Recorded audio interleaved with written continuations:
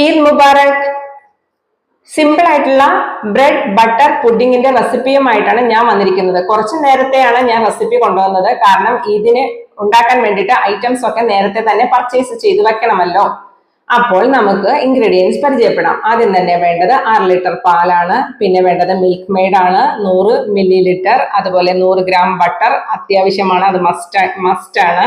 പഞ്ചസാര 3 table spoon മതി. അതുപോലെ custard powder 1 tablespoon. Custard powder mix ചെയ്യാൻ വേണ്ടിയിട്ട് 3 ടേബിൾ സ്പൂൺ തണുത്ത പാല്. പിന്നെ ബ്രെഡിന്റെ സ്ലൈസസ് അരികെല്ലാം കട്ട് ചെയ്ത് മാറ്റിയത് ഒരു 3 പീസ്. പിന്നെ വേണ്ടത് ചൈന ഗ്രാസ് ആണ് 100 ഗ്രാം ചൈന ഗ്രാസ്. അത് സോക്ക് ചെയ്യാൻ വേണ്ടിയിട്ടുള്ള വെള്ളം 1 കപ്പ്. നമ്മൾ കുക്കിംഗ് സ്റ്റാർട്ട് ചെയ്യുന്നതിന് മുമ്പ് തന്നെ china grass 100 gram china grass 1 cup വെള്ളത്തിൽ മിക്സ് ആക്കി വെക്കുക. അതുപോലെ തന്നെ custard powder 1 tablespoon custard പൗഡറിനെ 3 ടേബിൾ സ്പൂൺ പാലിൽ മിക്സ് ആക്കി വെക്കുക.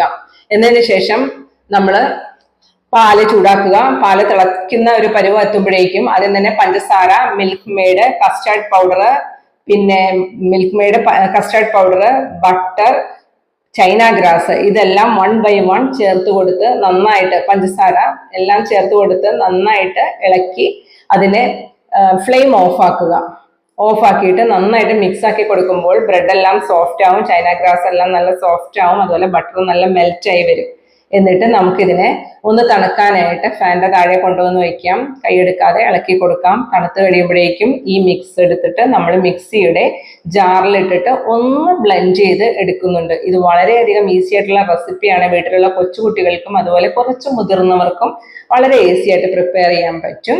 ഇത്തവണത്തെ ഈദ് നമുക്ക് ബ്രെഡ് ബട്ടർ പുഡിങ്ങുമായിട്ട് കളറാക്കാം കേട്ടോ. അപ്പോൾ നമ്മൾ പുഡിങ്ങിന്റെ ട്രേയിലേക്ക് നമ്മുടെ ഈ തണുത്ത മിക്സ് ഒഴിച്ചു കൊടുക്കുന്നുണ്ട്. പിന്നെ ഗാർണിഷ് ചെയ്യാനായിട്ട് ഒന്നല്ലെങ്കിൽ ആൽമണ്ട് സ്ലൈസ് ആക്കിയിട്ട് നമുക്ക് ഗാർണിഷ് ചെയ്യാം, അതല്ലെങ്കിൽ പിസ്ത ചെറിയ പീസാക്കിയിട്ട് ക്രഷ് ചെയ്തിടാം, അതല്ലെങ്കിൽ പൗഡർ ആക്കിയിട്ട് ഒന്ന് ഗാർണിഷ് ചെയ്യാം. ഞാനിപ്പോൾ പിസ്ത പൗഡർ ആക്കിയിട്ടാണ് ഞാൻ ഗാർണിഷ് ചെയ്തിരിക്കുന്നത്. അപ്പോൾ ഇത് കളറാക്കണം എല്ലാവരും ബ്രെഡ് ബട്ടർ പുഡിങ്ങുമായിട്ട്. താങ്ക്